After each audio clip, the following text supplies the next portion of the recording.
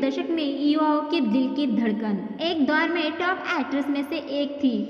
बड़ा प्यारा प्यारा लगता है, तू दिल करता है इलू इलू। सौदागर और अकेले हम अकेले तुम जैसी कई फिल्मों में शानदार एक्टिंग करने वाले एक्ट्रेस को ऑडियंस का खूब प्यार मिला था। आँखों में नींदें ना दिल में करार, मोहब्बत क्या चीज़ होती है यार। लेकिन फिर शराब की लत ने उनका करियर डुबा दिया और शराब की लत की वजह से उन्हें कैंसर हो गया। में हो कितना मुश्किल है देखो इस दुनिया में दिल चुराना, ओ यारा दिल चुराना। लेकिन उन्होंने हार नहीं मानी और फाइटर बनकर सामने आई। वो सिनेमा की उन हसीनाओं में शुमार है जो कैंसर जैसी बीमारी को मात दे चुकी है। नज़र प्यार से देख लो, फिर से जिंदा कर दो तू मेरी, देखी ले। अब तक तो आप समझ ही गए होंगे कि हम किस एक्ट्रेस के बारे में बात कर रहे हैं। वो एक्ट्रेस कोई और नहीं बल्कि मनीषा कोइराला है। उनकी खूबसूरती की दुनिया दीवानी है, लेकिन असल जिंदगी में वो फाइटर बनकर सामने आई। वो सिनेमा की उन हसीनाओं में शुमार है जो कैंसर जैसी बीमारी को मात दे चुकी है। क्या आप जानते हैं कि करियर में भी मनीषा ने फाइटर बनकर अपना मुकाम हासिल किया था। आग लगी उसकी जुबान को, दिल मत देना मेरी सौतन को। दरअसल शुरुआती दौर में उन्हें रिजेक्शन का सामना करना पड़ा था। 16 अगस्त 1970 के दिन काठमांडू में जन्मी मनीषा कोइराला नेपाल के रॉयल फैमिली से ताल्लुक रखती है। उनके दादा विश्वेश्वर प्रसाद नेपाल के प्रधानमंत्री रह चुके हैं। 10वीं की पढ़ाई पूरी करने के बाद मनीषा ने सबसे पहले साल 1989 के दौरान एक नेपाली फिल्म में काम किया था। दरअसल मनीषा डॉक्टर बनना चाहती थी। ऐसे में वो आगे की पढ़ाई के लिए दिल्ली आ गई, जहां उन्हें मॉडलिंग के ऑफर मिलने लगे और एक्टिंग की दुनिया में किस्मत आजमाने के लिए मुंबई पहुंच गई। मनीषा ने बॉलीवुड करियर की शुरुआत सुभाष घई की फिल्म सौदागर से की थी। एक भी पल भूल ना पाऊं, जाने वफा पास तेरे दौड़ के आऊं। इस फिल्म में वो दो लीजेंड कलाकार दिलीप कुमार साहब और राजकुमार साहब के साथ नजर आई। इस फिल्म में मनीषा और एक्टर विवेक मुश्रान की लव स्टोरी थी। फिल्म से लोग मनीषा की मासूमियत के भी दीवाने हो गए। इस फिल्म ने उन्हें शोहरत की बुलंदियों पर पहुंचा दिया। जब ऑडिशन के दौरान उन्हें बेहद खराब एक्ट्रेस कहा गया, इससे मनीषा के दिल को तगड़ी ठेस लगी थी। हुआ यूँ था कि फिल्म 1942 अ लव स्टोरी के लिए ऑडिशन चल रहे थे। मनीषा भी स्क्रीन प्रेस देने के लिए गई थी। उनका काम देखकर डायरेक्टर विधु विनोद चोपड़ा ने कहा था कि आप बेहद खराब एक्ट्रेस है। विधु विनोद चोपड़ा की इस बात ने मनीषा को तगड़ी चोट दी। उन्होंने एक दिन का समय मांगा और पूरी रात प्रैक्टिस करती रही। अगले दिन मनीषा ने दोबारा ऑडिशन दिया तो विधु विनोद चोपड़ा हैरान रह गए। उनके मुंह से बस इतना ही निकला कि मनीषा कल आप जीरो थी, आज आप हीरो है। बस इसके बाद मनीषा को 1942 अ लव स्टोरी मिल गई।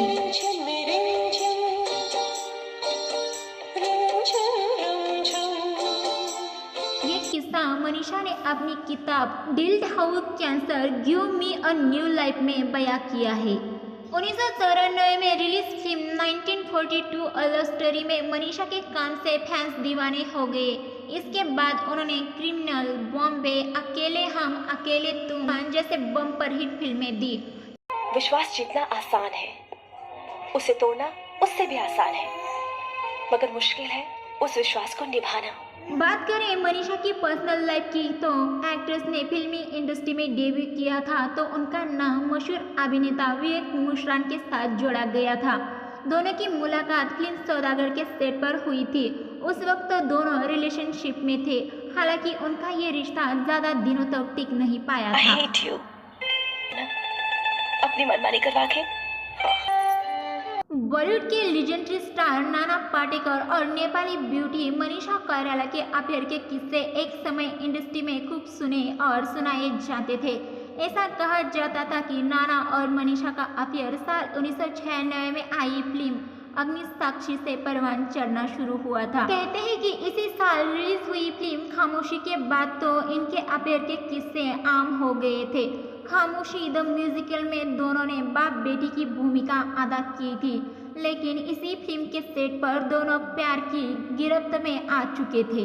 रिपोर्ट्स की माने तो मनीषा के पड़ोसियों ने कई मर्तबा सुबह के समय नाना को मनीषा के घर आते जाते देखा था।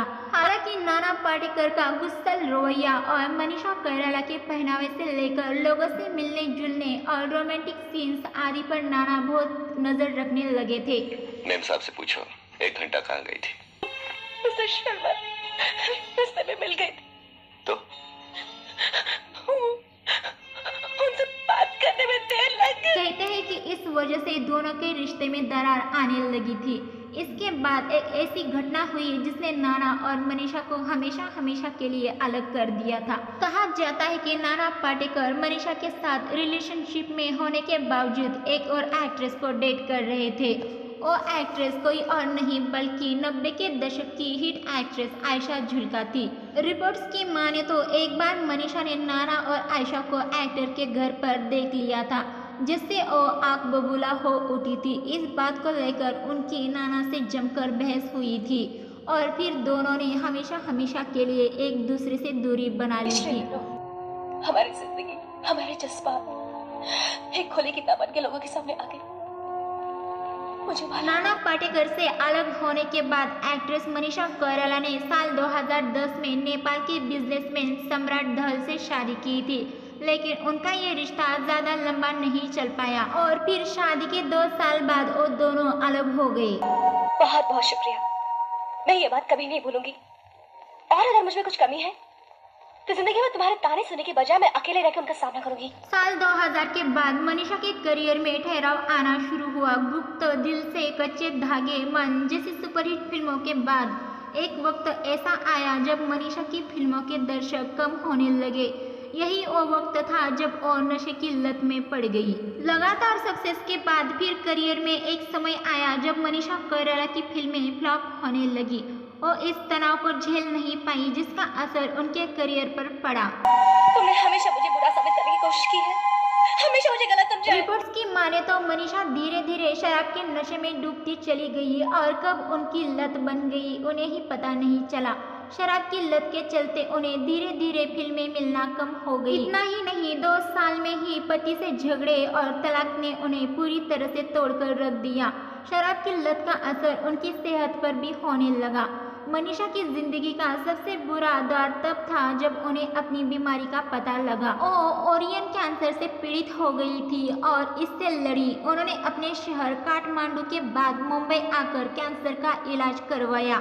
साथ ही मनीषा ने कैंसर का इलाज अमेरिका में करवाया। 4 साल चले लंबे इलाज के बाद मनीषा कोइराला कैंसर से जंग जीत गई। आज मनीषा कैंसर सर्वाइवर है, साथ ही शराब की लत से भी दूरी बना चुकी है।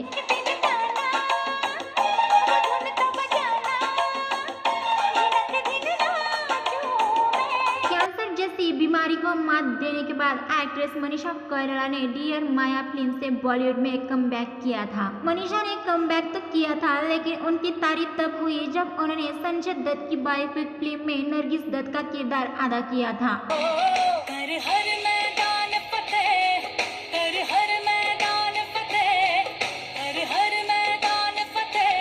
दत्त की बायोपिक में संजय दत्त का किरदार सुपरस्टार रणबीर कपूर ने निभाया था। वहीं मनीषा फिल्म में रणबीर कपूर की मां के किरदार में नजर आई थी। मनीषा ने नरगिस दत्त का रोल निभाकर खूब वाहवाही लूटी। संजय लीला भंसाली की फिल्म हीरा मंडी की मलिका जान बनकर भी उन्होंने सभी को अपना मुरीद बना लिया था। बात करें मनीषा कोइराला के करियर की बेहतरीन फिल्मों के बारे में तो उसमें बॉम्बे, दिल से, खामोशी द म्यूजिकल,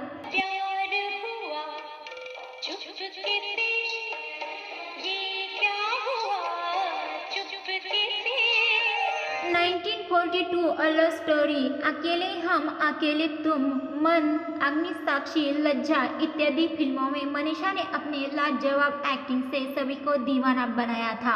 दर्शकों, अगर आपको हमारे द्वारा दी गई मनीषा कोइराला के बारे में ये जानकारी अच्छी लगी तो हमारे चैनल बॉलीवुड की चमक को सब्सक्राइब, वीडियो को लाइक शेयर जरूर कीजिए। साथ ही में मनीषा कोइराला की कौन सी फिल्म आपकी फेवरेट है और हमें कमेंट करके ज़रूर बताइए।